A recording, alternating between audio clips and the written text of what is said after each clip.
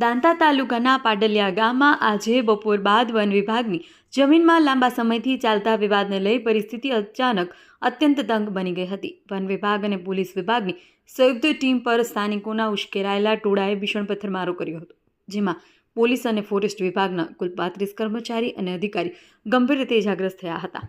પાડલિયા ગામમાં વન વિભાગની જગ્યાને લઈ ઘણા સમયથી વિવાદ ચાલી રહ્યો હતો।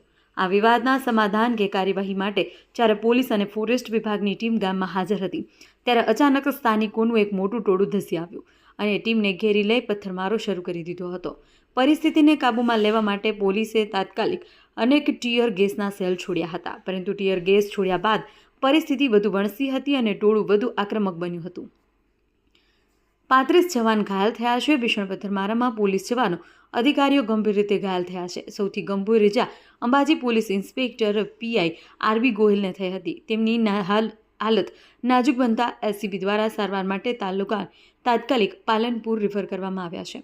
ઘટનામાં ઘાયલ થયેલા ફોરેસ્ટ વિભાગ અને પોલીસ વિભાગના તમામ 35 ઇજાગ્રસ્ત અધિકારી અને કર્મચારીઓને તાત્કાલિક સારવાર માટે અંબાજી સરકારી હોસ્પિટલ ખાતે ખસેડવામાં આવ્યા છે। અહેવાલ મહેશ સી રાઠોડ, બનાસકાંઠા।